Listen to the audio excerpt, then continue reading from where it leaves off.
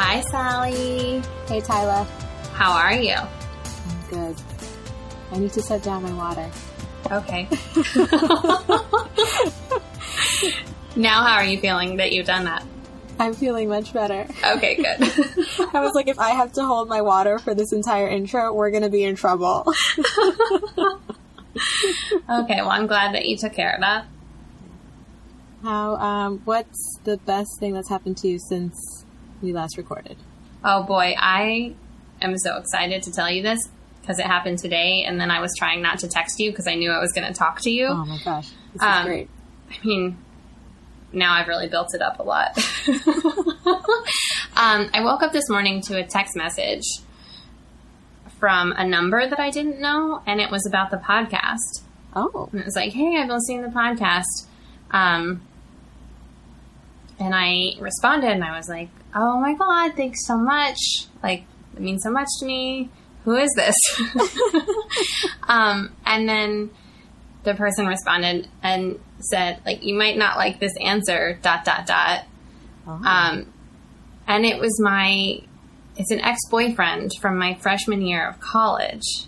Oh, wow. And I was just, it was so great because my first reaction was just like this leap of joy inside my heart. And like, that relationship was so tumultuous. It was like the first time I ever had my heart broken.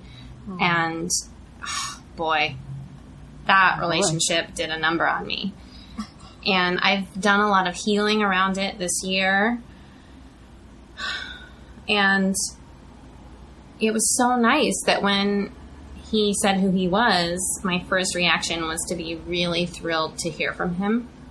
Love it. I know. And then I was like, oh my God, and it's so nice that you've been listening to the podcast. And then we were texting back and forth a little bit. And he's someone that I've thought a lot about, because that relationship was, it was big in my life and in making me who I am today.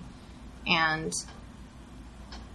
it was just so nice to have that little, reconnection. That's so good. I'm so excited about that. Yay! Me too. And then, weirdly, this is maybe related. I was drinking iced tea out of my favorite blue glass today, and it fell and it shattered, and I was so sad. And then I thought, well, that's okay. And then I thought, oh my gosh, this glass belonged to the household of another ex-boyfriend whose name was also Matt, and my current boyfriend's name is Matt, and it's like all three of these men named Matt, and all three of them showed up in my life in some way today, and I was just like, this is really interesting. That is interesting. Oh boy. So that's my story. That's some good stuff. Yeah, I'm feeling really excited about it. Yeah, I'm glad that you were not that upset about the glass shattering. I know that sometimes can be really upsetting for you. Yeah, I get really attached to physical objects, and I really do love that glass, but when it shattered, I wasn't even upset. I was just like, that's a bummer, but that just means that I get to buy a new glass next time I see one that I like. Oh, I love that. Yeah. Yeah, because I have I have a thing for glassware. You do. As you know. So if anyone out there wants to send me a present and sees a gorgeous blue drinking glass, that is something I'm in the market for. Or you can email us a link. You can do that too, and I'll buy it myself. You don't even have to buy it for me. Yeah. Just send me the link. Gift. Okay, Sally, what is the best thing that's happened to you since we last talked? So, this morning, Justin and I were supposed to go run or jog, whatever, to... You jog? Well, so here's the thing. I was like, I used to, because I used to love running, but then I had those knee issues. So then I stopped running altogether, and I didn't run for literal years. And then since I've been feeling so much better about that, and since that has pretty much healed, then over the last year or so, I've gone jogging a few times, but not that much. I still don't do it that often because I don't want to mess it up. Mm-hmm. I'm really afraid of that. But I do still love to do it. But I also as part of that, I've stopped jogging. Like, I don't jog the whole way. What I do is that I'll kind of power walk. Because, I like to walk. So I just kind of like pick up the pace, which maybe is weird because I walk really fast already. But I pick up the pace, I power walk, and then I'll like run for like a verse and a chorus or something, like while I'm listening to great music. I like that that's how you measure it. You're like, a verse and a chorus. Yeah. So it's like, oh man, this is going to be great. And then once it like cools down, then I will slow down my pace and I'll go back to my power walking. Anyway, so that's how I jog, run, whatever. Justin was, I guess, not aware of this. He thought that I was going to jog the whole way. So like in my head, when he was like, we're going to jog to the Culver City steps, I was like, oh great, this is so good and be so fun. But like he meant like jog the whole way. I was not down with that, and my body was like, I don't understand what you're doing right now, but it's not cool. And I also didn't feel well. So like I kept, how like I really hate when I fail at like physical things. Yes. This is a thing in my life. So I just like, at the beginning, I was like just really pushing myself. I was like, no, I will run the whole way and I'm going to make it there and it's going to be so great. Oh, God. It was a complete disaster. And like, I kept trying to go and Justin just kept looking at me like, you do not look well. I'm interested to see how this turns into the best thing. It was still the best thing because here's what happened. First of all, when we got there, I was like, look, I'm not going to do this. Because then he like wanted to like hike up the steps and like come back down and then like run back or whatever. But I really honored myself. Like I actually stopped listening to that voice that always pushes me physically and was like, I really do not feel well. I'm going to go back. But I wanted him to have this experience because he's been looking forward to it. So after some arguing, I convinced him to, still do the thing. And I just got to walk all the way back home. And as I was walking home, I was listening to Sarah Bareilles' Little Voice, which I haven't listened to in years, I realized. And so I was like, oh my God, this is such a great album. Why did I ever stop listening to this? So it turned into this wonderful experience. I was very happy that I honored my body instead of trying to push myself. I was very happy that Justin still got to have the experience that he wanted. And I was really happy that I got to listen to Sarah Bareilles on the way home. It was all like a win-win. Win-win-win. Well, that's great. I'm glad you honored your body, too. Yeah. So that's the best thing that's happened to me. Oh, boy. I might have to honor my body and turn on the air conditioning here in a minute.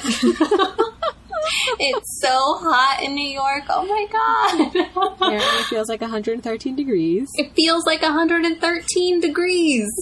It's so funny. I have AC, but only in my bedroom, and I had it on a little bit ago, and then I walked out into the hallway and I literally like yelled out loud because it was so hot and I was so unprepared. Oh my gosh. Boy. Well, that's enough of that. Yes, I'm excited to get started today. Let's get to it. Our guest today is Chantel. Hi, Chantel. Hi. Welcome. Thank you. Thanks for having me on, guys. So excited to talk to you. So Chantel is here with us today to talk about an experience that she had a year ago, because the podcast is a year ago today, obviously. So a year ago today, Chantel found herself in Scotland, and she was there for a job, and she anticipated that the trip was going to be hugely reinvigorating for her in her life. And then what happened is she got there and instead of feeling reinvigorated, felt really sad and like a total ghost of herself and found herself far away, feeling not how she had expected to feel. Does that about sum it up?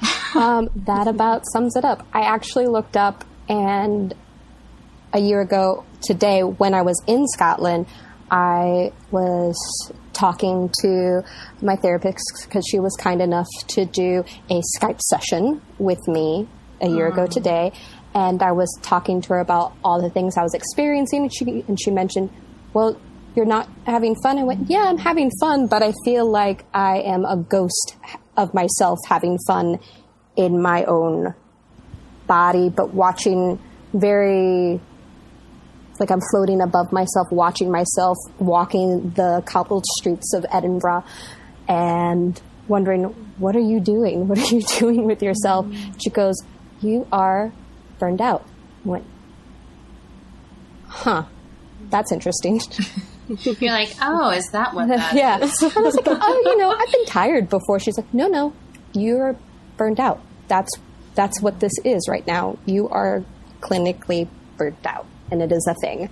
So Is that clinical? I didn't know that was a clinical thing. Yeah, she said that a lot of people experience it, and I don't know necessarily, because I am not a licensed counselor or anything like that, but she did mention that a lot of people experience burnout, and I think that might be a nickname for it, but it's Right. it is something that especially a lot of people in today's society experience, and that it should be recognized, and not just you feel tired or you feel X, Y, and Z, that you finally pushed yourself to a limit. And I unfortunately met that limit in Scotland.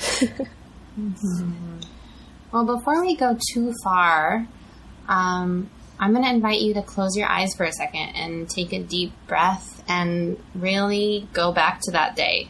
Maybe like right before you were going to have your call with your therapist. And if you can, in one word, tell us how you were feeling. Other. Very other. Other. Yeah. Wow. That's a word that we've not ever had before. Yeah. How interesting. Where it's one of those feelings where, when you become very aware of yourself and that you are looking through your eyes out into the world and very connected, I felt very attached from that and felt I don't understand what I'm looking through right now. And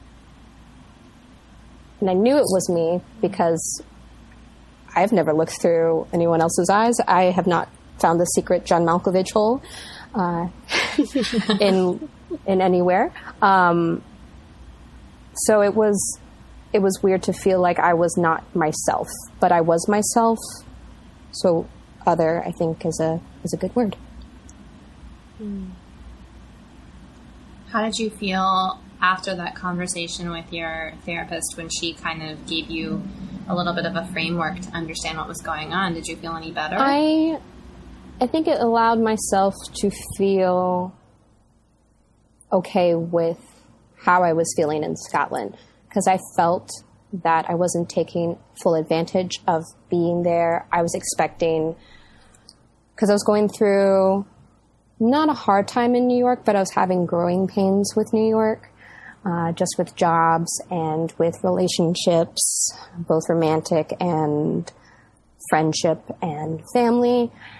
And then I got this opportunity to go to Scotland for the whole month of August and went, all right, this is going to be my version of Elizabeth Gilbert. I'm going to go. Yeah, I'm not going to, if no one goes, I'm going to eat my way through Scotland with a bunch of haggis. But I'm going to pray and I'm going to pray. And actually, with the loving, my friend told me that I should go on Tinder when I was in Scotland. So I definitely did that too.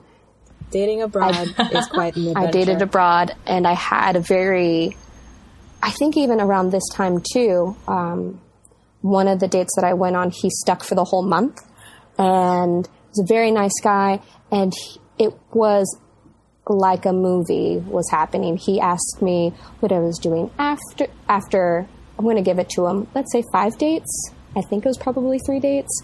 He asked me what I was doing after this contract. And I went, well, I'm going to go back to America, back to New York. And he said, well, what if you stayed? And when somebody's punking me, I'm being filmed. This is some fake reality show. This doesn't happen in real life. And I did a lot of, but what are you talking about? So it was funny because I felt like a lot of stereotypical things were going great. I was employed in the arts. I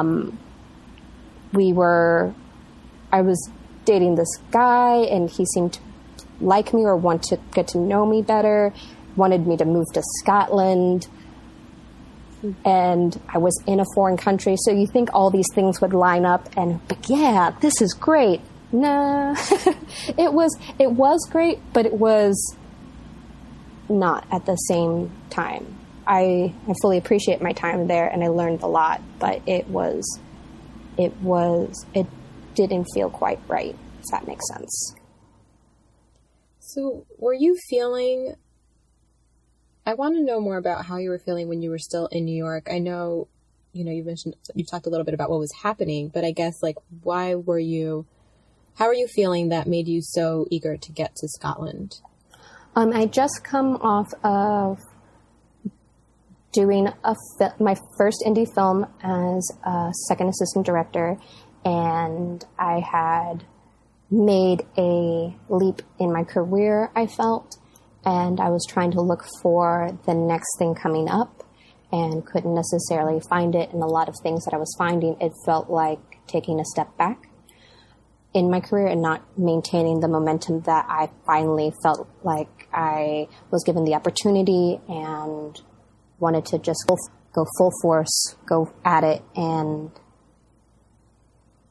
I couldn't figure out how to maintain that momentum. So and this job opportunity oddly fell into my lap, where a friend of mine, not even a friend, an acquaintance at the time, now she's a friend, mentioned, I heard of this person looking for a non-equity stage manager. I didn't know, I thought of you immediately. Are you interested in going to Scotland? And I went, well, I'm currently looking for my next job. That sounds amazing. Why wouldn't I want to go abroad? It was my second time going out of the country, because I had only previously gone out of the United States in May of last year too.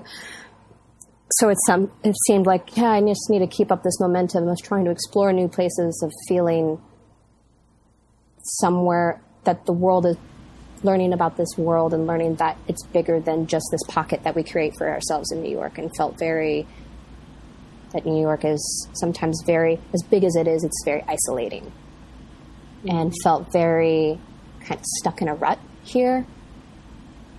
So I was excited to find a new outlook and a new change, if that answers your question, Sally. Yeah. That's gotta be hard to be like, oh, I'm gonna go on this trip. It's gonna change everything. Life is gonna be great. And then you get there and you're like, oh, okay. Everything looks like it's going so well, and I do not feel happy. Kind of like, what is wrong with me? Mm-hmm. Yeah, my friend gave me, and I'm trying to read it from afar, she made me this little picture, and it says, travel not to find yourself, but remember who you've been all along. And she...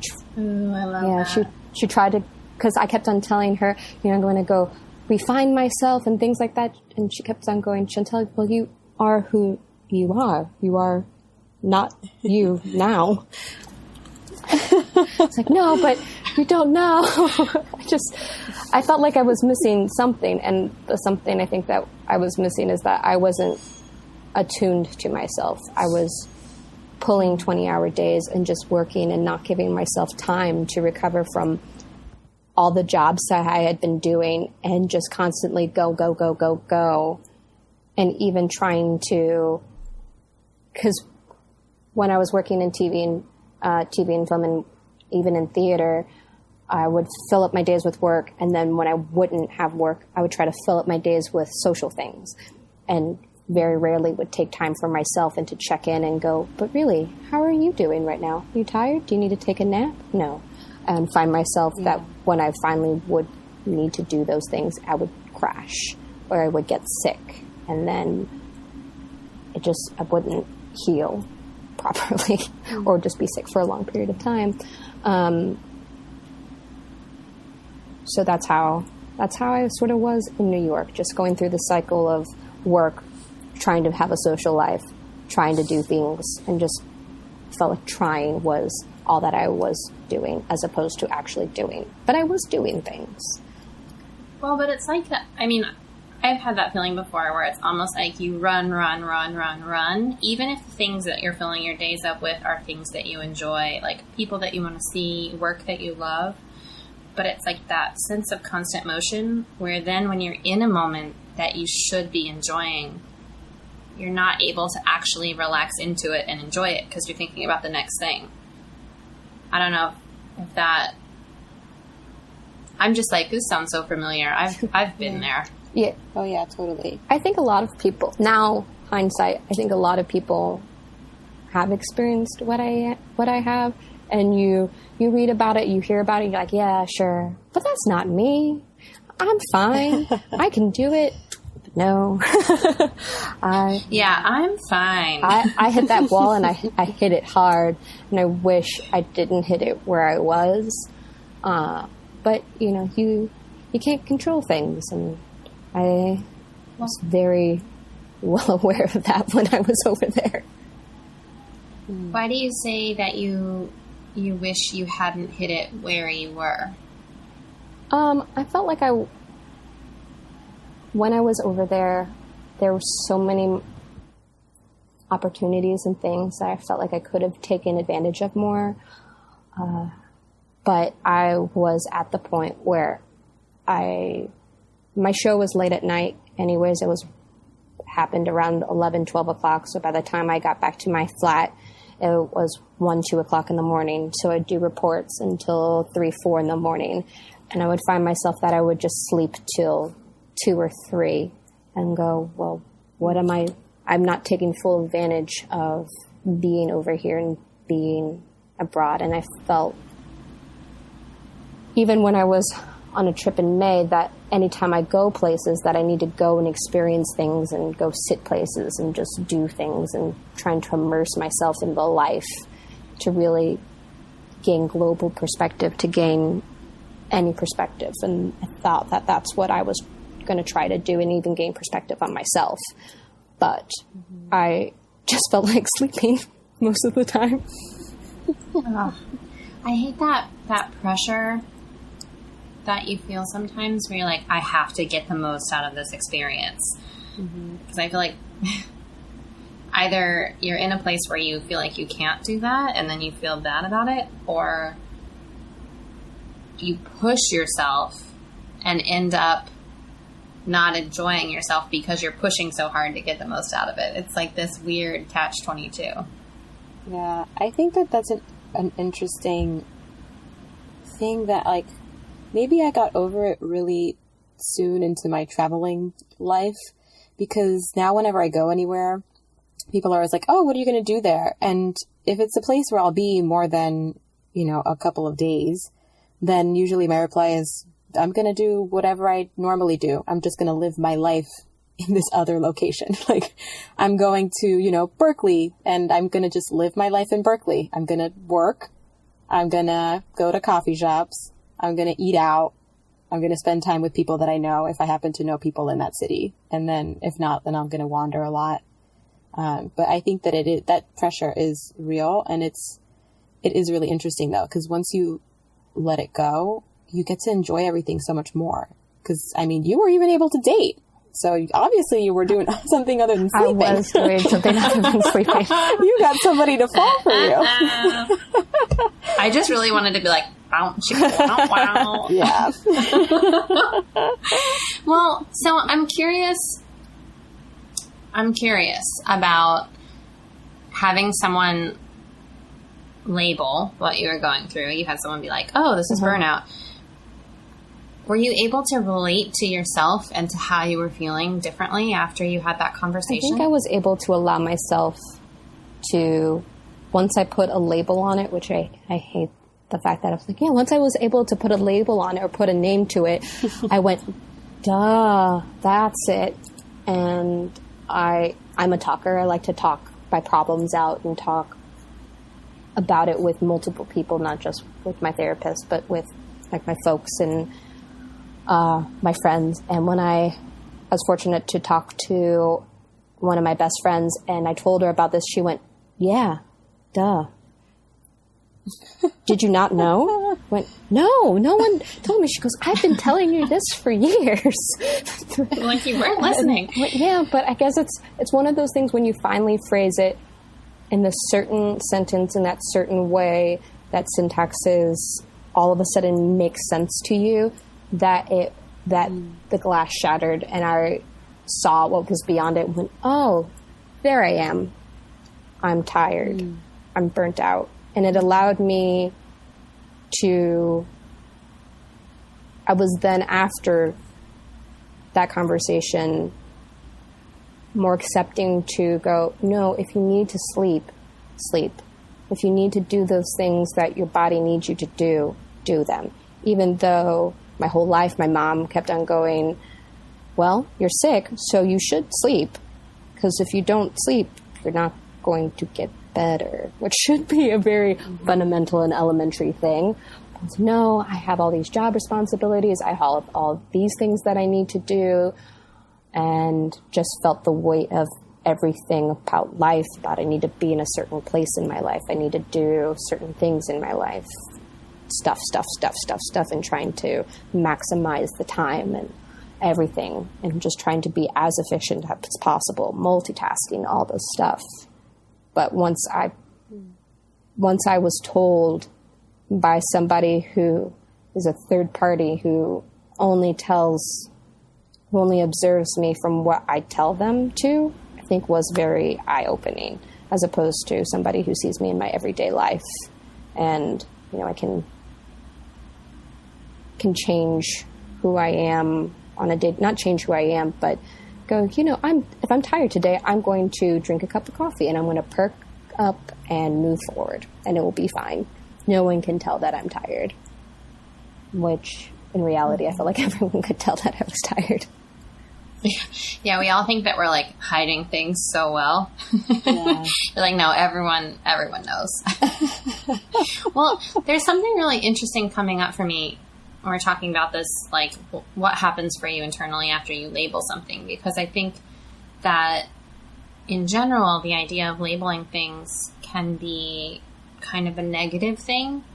Like, oh, we don't need to label this. Or like, we're just going to exist. We don't have to put a label on it. But at the same time, sometimes being able to identify something helps you feel a little bit more separate from it. Mm-hmm. And I think that that's like the double-sided, or I don't know, double-sided, I don't know the phrase. There's two things about labeling. It's like, oh no, there's one thing about labeling. It makes something feel separate from you, and that can be a bad thing. And that's like why we want to sometimes avoid labeling. But I think that can also be a really good thing where you're like, this isn't me. This is my tiredness. Or like, this is sadness. Or this is exhaustion. Mm-hmm. And if I can see that as separate from the core of myself, it makes it a little bit easier to be gentle with myself and to deal with the thing appropriately. Mm-hmm. Totally.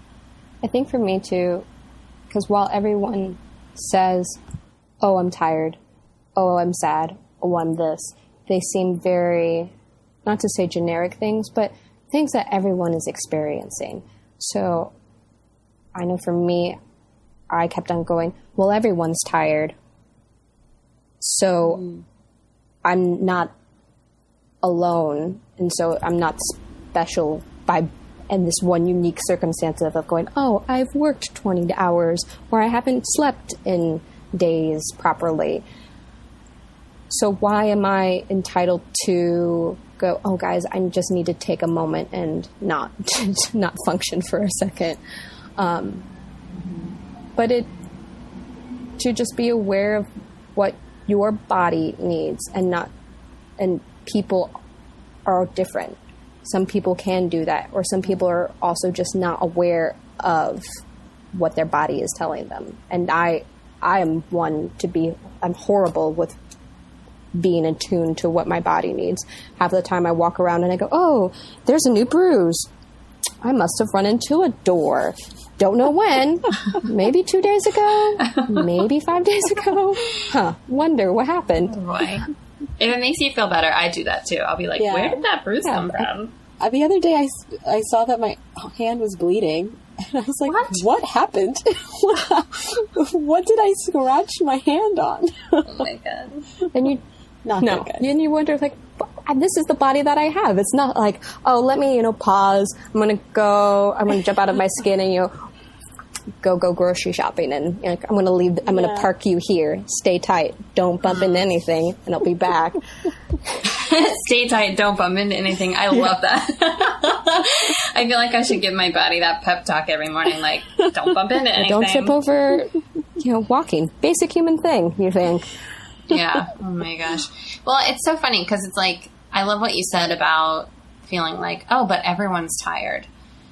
I think what really is happening there is that the majority of people don't take care of themselves. And it's a little bit like, well, if nobody else is taking care of themselves, who am I to take care of myself? And that's kind of that thing, like when you start becoming, at least for me, I can only speak about my experience, but as I've become more attuned to myself and to what I need, I do sometimes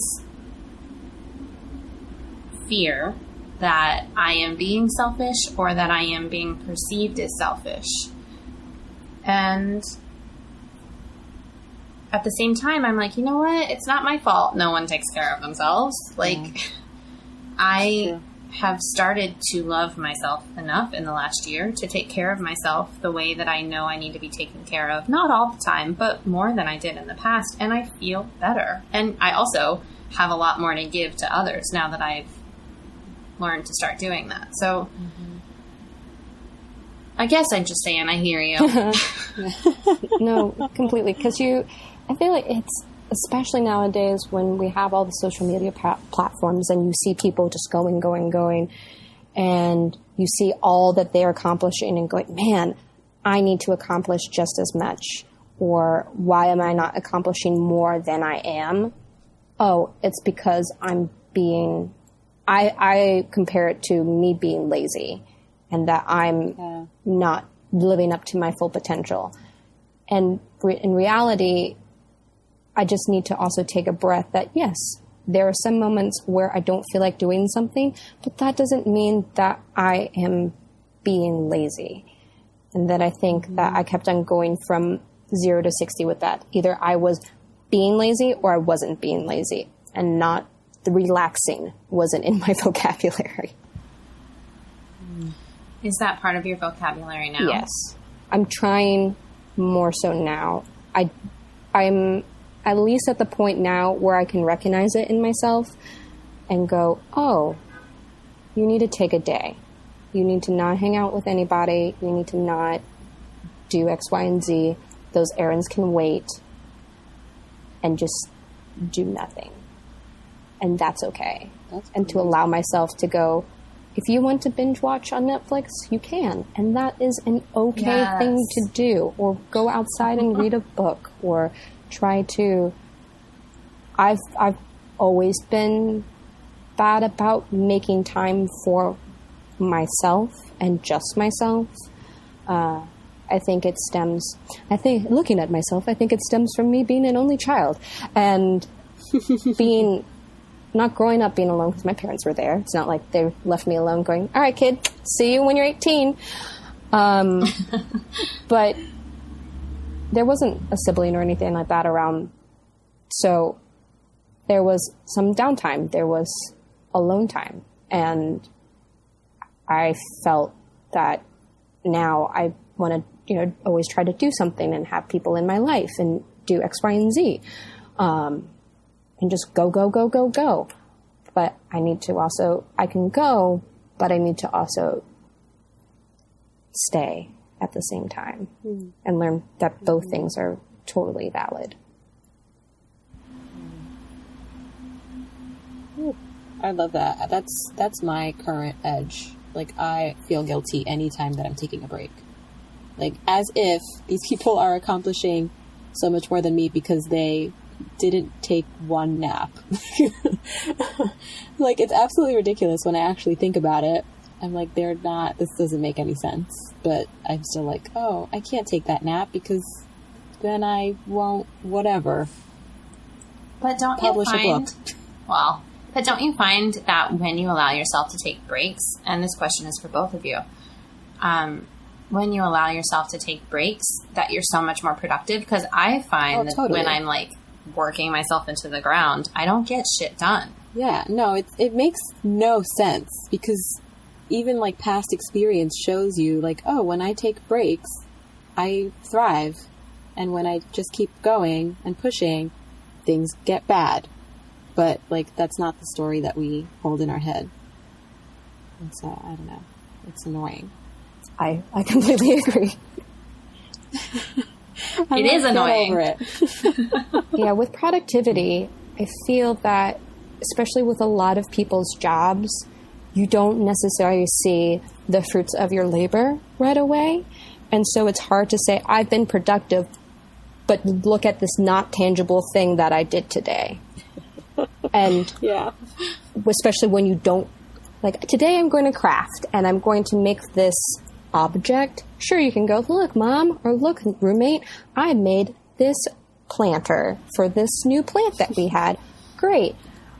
But then sometimes when you go, I just want to be productive mentally and do X, Y, and Z, but there's nothing tangible that came out of it, even just, I brainstormed and have these 5 bullet points, and that's what I came from with this 5 hours of work that I did. Yay, bullet points. You feel a little like, oh, I didn't really do much. So I find it's hard to be sometimes productive in a lot of things that we want to do, especially when we don't have the tangible thing to hold on to. Like I say, my time in Scotland was really productive mentally, but I can't show my brain and go, this is the chart that where I was at mentally. I was in X place. Look how sad. Now I think I'm in a much better mental place over here on this graph. Look how productive I've been. Look how much sleep I've gotten. The bags under my eyes have decreased by maybe this much. Wow. Yeah. Well, which is amazing because that is really productive. I guess it's just like, what is the product that you're looking for? Is it to be a healthy, happy individual, or is it to like have the most to show like tangibly? I think it's, but I think that the more time spent on number one in the long term definitely results for more in both categories. Totally. Because I don't know. I feel like I've just spent a year basically doing what you're talking about. Like, what have I done in the past year? And I was thinking about this. I don't fucking know. I have no idea what I just did with the last year of my life. But what I do know is I am so much happier than I've ever been before. And like, even though I feel like I don't have a lot to show for it, like tangibly, I feel like I'm about to enter a new phase of a level of productivity that I've never known before just because I'm a happier person. Mm-hmm. And, it's hard. Not hard. It can be challenging to own that and to be like, well, I know that no one else sees what I've been doing, but like, I feel different and it matters. Mm-hmm. Yeah. This whole conversation is like blowing my mind. Do you guys also now feel that a year, while it still seems like a long period of time, is actually just a blip on the radar?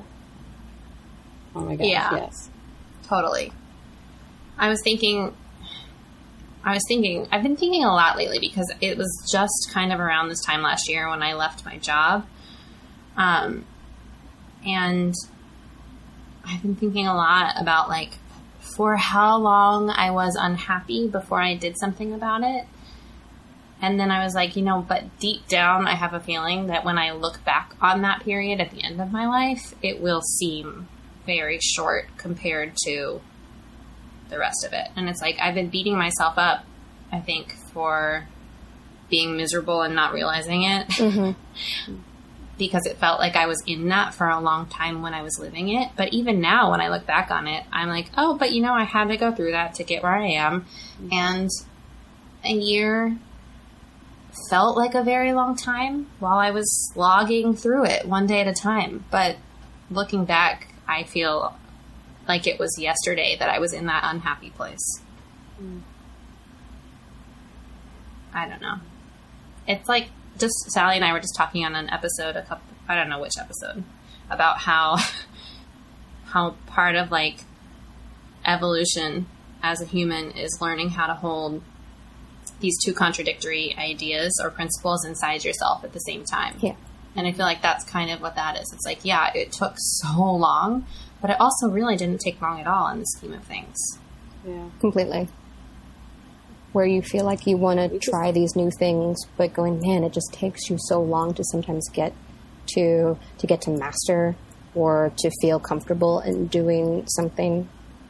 Like for me, even in the first thing that actually came to my mind is I want to one day be able to do a downward dog with my ankles with my full foot on the ground. Oh my gosh, that you'll would be able amazing. to do that. Yeah, but it's one of those things where it takes so long, and you're doing it, and you're doing it, and you're doing it. And finally, one day, for some reason, the stars align. A unicorn was born, and then your feet all of a sudden descend to the ground and went boom. That has not happened to me yet, but it's weird to me. I think that's why time is such a weird thing, that all of a sudden one day it happens and you go, but why? Why did it happen this one day? And I think that's what I struggled with for so long, and with any like heartbreak or trying to get over jobs or trying to get new jobs or relationships, or, you know, like, why can't I just be there now? And it's awful. I mean, that's the question. Yeah. It's just reminding me, I heard, or like not heard, but read the most beautiful poem on Facebook that somebody shared today. And I kind of want to share it with you guys. I would love to hear it. We've never done this before. Yeah, this is exciting. All right, so I'm pulling it up. If you hear like clicking, it's because I'm like typing and blah, blah, blah. This is great. Because it's exactly this thing that we're talking about how like the concept of time, and you feel like it takes so long, but really if you take one step at a time, you'll kind of be there before you know it. Mm-hmm. Mm. Oh boy. Facebook is being slow. As it's loading too, I'm realizing that while I had all these realizations in Scotland and felt like, oh, being there for a whole month, especially when you go somewhere and you're visiting somewhere for a whole month, it feels like it should be a long period of time. And for me, some of the days did feel long, but the weeks went by fast and the month just flew. And all of a sudden I was back in New York. But the day itself going, oh man, this Thursday, woof. It is taking a minute to trudge along. Yeah, I think that's funny. Like, time works, well, I mean, I guess time works differently all the time, but it is funny how time works differently when you feel like you're in a new space and you're just like, because everything is new. I think it's because you're more present. I think that's why sometimes it feels like it's longer. Maybe. I don't know. Oh, wait, I think I might actually know the science behind this. Great. So funny. I don't know if I'll be able to explain it properly, but it's like when you're in a new place or experiencing something new, your brain has to work a lot harder to process, not work a lot harder, but your brain has to process a lot more things. So if you think about like going somewhere and then your return trip, how it always feels faster on the way home, it's because on the way there, your brain is processing so many new things that the amount of energy expended just makes it feel like a long amount of time. But then on the way back, your brain has already processed a lot of what you're seeing in it, and it has like almost like a foundation to start from. So that's science. Cool. Hashtag science. Hashtag science. All right, I found the poem. Great. Okay, I feel about nervous about like reading poetry, but here we go. So my friend Trish shared this. It says, start close in. Don't take the second step or the third. Start with the first thing, close in. The step you don't want to take. Start with the ground you know. the pale ground beneath your feet, your own way to begin the conversation. Start with your own question. Give up on other people's questions. Don't let them smother something simple. To hear another's voice, follow your own voice. Wait until that voice becomes a private ear that can really listen to another. Start right now. Take a small step that you can call your own. Don't follow someone else's heroics. Be humble and focused. Start close in. Don't mistake that other for your own. Start close in. Don't take the second step or the third. Start with the first thing, close in, the step that you don't want to take. I'm obsessed. I love it. I know. So good, right? It's David Whyte, spelled Whyte. I really like that. I'm going to look his stuff up now, Tyler. It feels appropriate, right? It's like, just, even if it's like talking about taking care of yourself, just take that first step. Mm-hmm. Even if that's taking a nap. Yeah. Well, poetry. Now I have so many things to read that you've recommended, Tyler. Still need to find the Queen's Code. I know. I basically just like walk around in life, like, and when I have conversations with people, if they bring up something, I'll just be like, "Ooh, have you read this book? Have you read this book?" Because there's so many amazing ideas out there that have helped me so much. Mm-hmm. I just want to share them with everyone. Oh, well, I'm curious to know, after you identified feeling burnt out and you had some time left in Scotland, were you able to enjoy the rest of that time? And how did you end up feeling about the trip as a whole? Funny enough, I think about around the time that I realized all this, I had, I think in the last week and a half or week, I ended up getting sick. And there was a lot of stuff that I had yet to do. Like there's a small hill volcano thing called Arthur's Seat, and many of my cast members had just climbed it prior to hand. Yeah, it's nice. You get to see all of Scotland and things like that. And went, all right, in my last couple of days, I'm going to just do it and try to make the most of my time. And I ended up pushing myself to do some stuff that I, in hindsight, probably shouldn't have done. Should have done that and laid my plans out and my days out better. It was hard too, because I did have some friends visiting the festival at the time, and I just wanted to see them, see a little bit of home, hang out with my cast members, and do a lot of things. But then still having in the back of my brain, hey, you need to take a second for yourself. Don't do all these things. You're going to continue to push yourself to the point that it's hard to come back. And lo and behold, I did it. I got sick because there was something called the fringe flu that was flying around everywhere. Yikes, that sounds terrible. It sounds SARS-esque, where you just like need to put a mask on and call it a day. But I got it, and a lot of people that I knew had it too, but it was one of those sicknesses that everyone was like, well, we're still here and we still have to go to work, so we're just going to push through it. And I felt like that's like the theme for the day, just push through, because you can do it, right? And the answer was yes, but by taking the time and just relaxing and trying to maybe even just sit at a cafe or just sit in the kitchen of the flat that we were staying at, and they had a little garden outside, that would have been better, as opposed to climbing a baby mountain, which I did instead. But when I came back, I tried to implement a lot of things and go, okay, don't go 0 to 60. There are a lot of miles in between that. You don't have to go there in 3 seconds. You can slowly put around 45, and that's okay.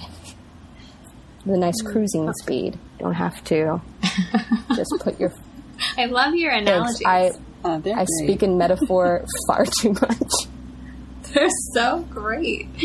Well, I want to know more specifically, when you came home, what changes did you make? And is there anything specific that you can tell us about, or was it just like a general attitude shift? No, I think it was looking at my time, and I looked at my time as an asset. That I don't have to...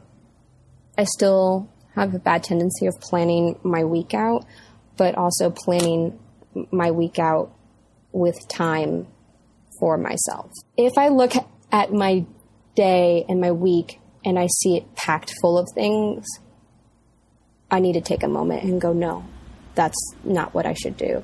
Or am I in that time is something just for myself? Am I going to a yoga class that I need to do, that I know I need to also mentally take care of myself, but also physically take care of myself. So I'm trying to listen to myself more and be very aware of my body and not just think of it as flying limbs that just exist in this space that we call the world, and go, no, self, what do you want? What do you need? And I think after Scotland, I reevaluate more, which is both confusing and clarifying at the same time.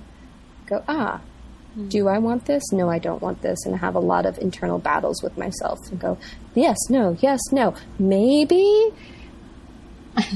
But then allowing myself to go, I don't need to figure everything out now. And letting myself have time pass and not just jumping to, you're going to do this, you're going to do that. Here are the things. Let's do it. Go. But allowing myself to live in this, not necessarily gray area, but mulling over things more, letting things take time, not making rash decisions. Mm-hmm. I think for me, one of the most liberating things has been, sometimes you're like, I have to make a decision. I've gotten to a point now where I can be like, I'm not ready to decide. So my decision is, I'm not going to make that decision today. And then I can let it go and feel good because I'm like, well, at least I did make a decision. Yeah. And it helps me relate to it a little bit differently, whatever it is, I guess, decision making in general. Mm-hmm. So good. Well, Chantel, I'm also curious. I know we're coming to the end of our time, but we had touched briefly on how you were feeling inside of your relationships before you went to Scotland, and then while you were in Scotland. And I'm wondering if this whole experience also affected how you exist inside relationship with friends, family, significant others. Interesting question, Tyler. I think I'm allowing myself to be more open, and it's something that I have thought that I felt over a period of time, no, you need to tell people what you need from them, as odd as it is to say, and just be as clear as possible. And I'm trying to still now be clear with myself and be clear with people, saying I need X, Y, and Z, and also identifying from them to what they need from me or what they're asking of me. And trying to, like before I was listening to people, but then now I'm trying to take an extra step and listen to the question that's maybe not being asked, either from myself or from them. For an example, I have a friend that I have thought that I'm pretty close with, and I felt like we are getting closer, but then she finally told me, these are the things that I actually need from you. That when we make plans, let's not make plans and then go, oh, you had something come up with your family, or you had something that came up and you're working late or something like that.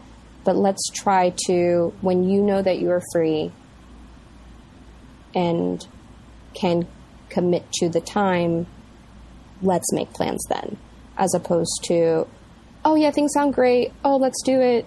Oh, but I can't. Oh, but you can't. Oh, no, I can't. And then just going back and forth and back and forth, but trying to just be, I don't think a year ago I would have, if I had that conversation, I would have felt, oh my gosh, I'm being such a failure of a friend. And we have come to this place, like, she doesn't want to be my friend, all these things. But no, it's just, we're adults now, and we can tell each other what we need and what we need from each other. And it's okay to just listen and tell somebody what you need from them. It might be a harsh truth.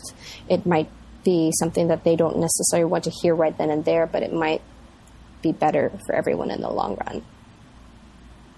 Mm-hmm. That's been coming up a lot for me lately too. It's like, let's have the uncomfortable conversations so that we can then come closer together in the way that we understand each other. Oh, I love it. I love all of this. Me too. So good. I think I finally told my parents that sometimes I just need them to listen to me and not necessarily help me come up with a solution.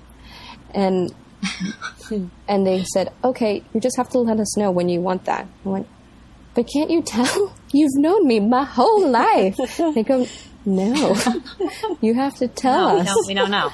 And so that, I think that has changed our relationship, because I am close with my parents and we do talk about most things together, and I'll, talk to them like, hey guys, X, Y, and Z, something with my taxes, or just something with my day. Should I do this? Should I not do this? I don't know. And actually I've been feeling that I have been doing that too much and not maybe able to make decisions on my own, and that I feel like I need to talk it out more. So that's something I need to reevaluate as well. Like, it's okay. You can go drink that cup of coffee and don't have to talk to 5 different people about it. Should I drink caffeine? Should I not drink caffeine? Oh no, it's going to be the end of the world. Oh my God, so funny. It's so true. I feel like that one of the most valuable things I've learned is telling other people what kind of support I'm looking for. And it's like, if you need someone to just listen to you, like, you better say that, because the impulse is to try to fix, and sometimes that's not what we need. And I think the more specific we can be, I mean, exactly what you said, like, the more specific that we can be with what we need, the more likely we are to get our needs met. And then everybody's happier.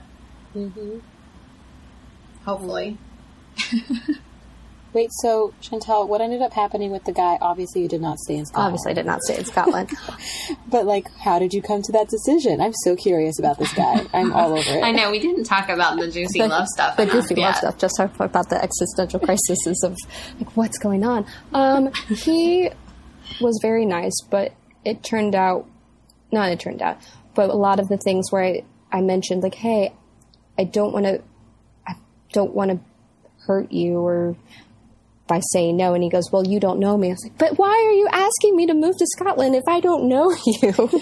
I feel that's crazy. He goes, well, I want to get to know you. That's the whole reason why I'm asking you to stay. And I think you're nice. I went, yeah, I think frozen yogurt's nice, but I'm not asking a whole factory to move in with me in a flat. So when he first asked me to stay, I did a lot of, but what, huh? Who? Are you talking to me? I don't know. What's happening? And it was very rom-com-y. And once I shut the door, this is how rom-coms come up. This is why they exist. Because people have these moments and you think that they don't exist, but I had one and it's nuts.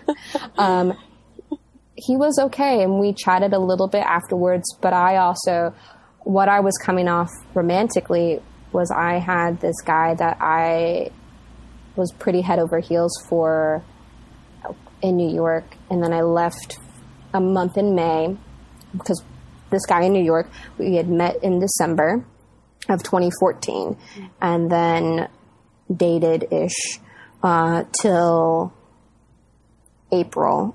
And then I went away for a month, and then I came back, and he didn't talk to me at all. I was like, what's going on? Oh. Yeah, it's a longer story for the time that we have. I was going to say, that's another episode. But I realized while I was over there and with this guy in Scotland that actually, while he was nice and was showing me around Scotland and treating me not like a stranger in this foreign land as odd and medieval-ish as that is to say, I realized that's not who I wanted. And when I came back to New York, I told this guy that I was head over heels for, hey, dummy, I spent a month abroad and had this really nice guy, but you're actually who I want to be with, so don't ignore me. We should talk about these things. And right now come a year later, me and the New York man are still together. So, yeah, it's a tumultuous love story, but it's one that exists and it's mine. So taking ownership of it. Yeah. Well, it's kind of, it's not kind of cool. It is cool that, like, this whole experience seems to be centered around you learning to identify what it is that you need and then to honor those needs yourself and also to ask other people to honor those needs. So it's cool that it seems that you've been able to carry that forward and continue doing that. And I'm trying to tell myself that it's not a one and done thing, that I'm like, oh, I'm aware of myself. Good job, pat on the back, and now next problem. That this is it is a forever concept that you always have to be aware of yourself as, again, very simple and fundamental thing that you think should be common knowledge, but for me it was not, apparently. I find that most of the stuff is. It's like the simplest concept on the planet, and you're like, why did it take me 28 years to learn this? But earlier you used the word attunement, and I love that word because I think that you can always continue to become more and more finely attuned. And that feels, instead of feeling like some kind of like unreachable thing, it feels like this good and open feeling, at least to me. Completely. Even after this conversation, I feel more grounded is not even the right word, but aware.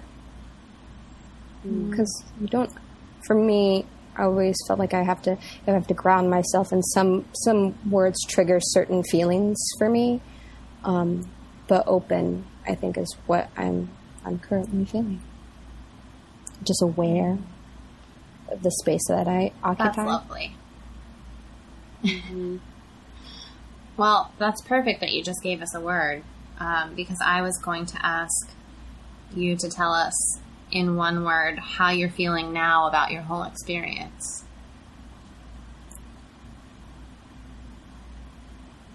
Maybe even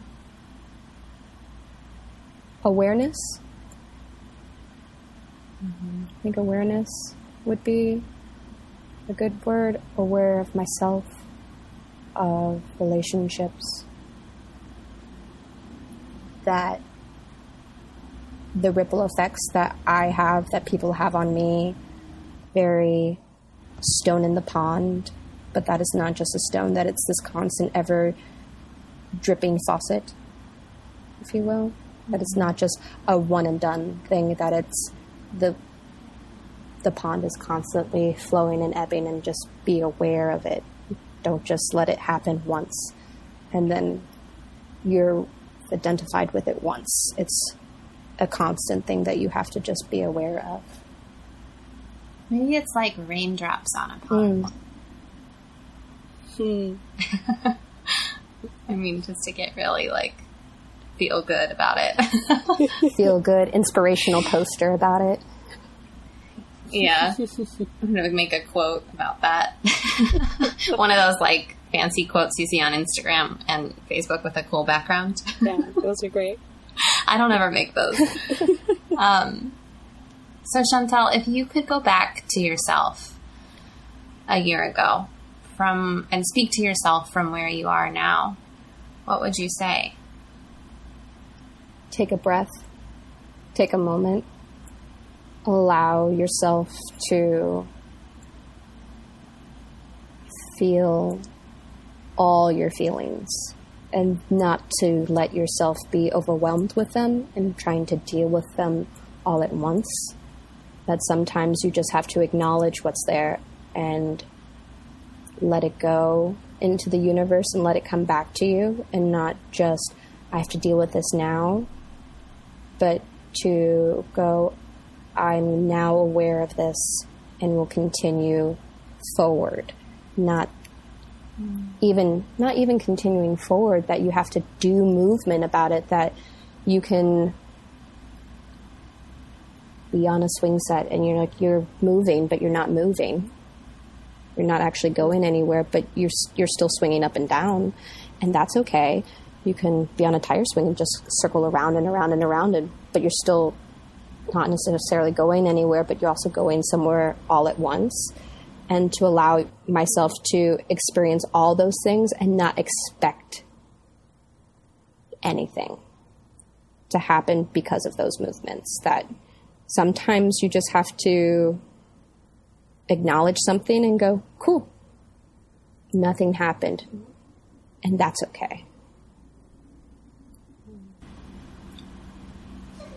Oh, boy. So good. That was amazing. I feel like Yeah. I was having so many thoughts while you were saying that, and then I think I got to listen to it again because that was beautiful. But I also want to say that the next time I need someone to help me frame something in terms of like a metaphor, I'm definitely going to call you. I got a lot. Because it's so helpful sometimes. I love that, all of those images of the tire swing and all of that. Oh, boy. Well, ladies, I don't know about you, but I'm hot. Yes. It feels like 113 or 6. It does. Oh, boy. Well, Chantel, thank you so much for coming on and talking with us. This has been magical. Thank you guys for having me. I think you guys do great things, and everyone that I've been talking about went, wow, that's so nice. Yeah, I know. I think people don't have this conversation as much as they need to, and so thanks for giving people a platform for it and to just listen to other people's stories. Well, Our pleasure. It's our pleasure. That's exactly what I was going to say. All right. So, Sally, where can the people find you on the internet? On the internet, they can find me at sallymercedes.com or at unmutedexpression.com, and you can find me on social media at Sally Simply. Where can they find you? I'm at TylaFowler.com and Tyla M. Fowler on Instagram, M for Megan, which is my middle name. And if you liked our intro outro music, that's by the lovely Zena Hell. Yeah, you can follow her at ZYNAHEL on Facebook, Instagram, and Twitter. And you can follow us or find us at A Year Ago Podcast on all the social media. And you can also email us at ayearagopodcast@gmail.com. Email us about everything, you guys. We want to know everything about you. Because, like, this morning when I got that text and I was like, who is this? We don't have any idea who's listening. So if you even just want to, like, drop us a line and be like, hi, I listened to you. We've been, like, taking a lot of time lately to really celebrate and feel grateful for all the people who listen, and it would be so much more fun if we actually knew who you were. That's so true. But we do love you either way. Yeah, we really do. All right, so I think that's everything. Yeah, that's it. Thanks so much, everyone. Peace out. Bye.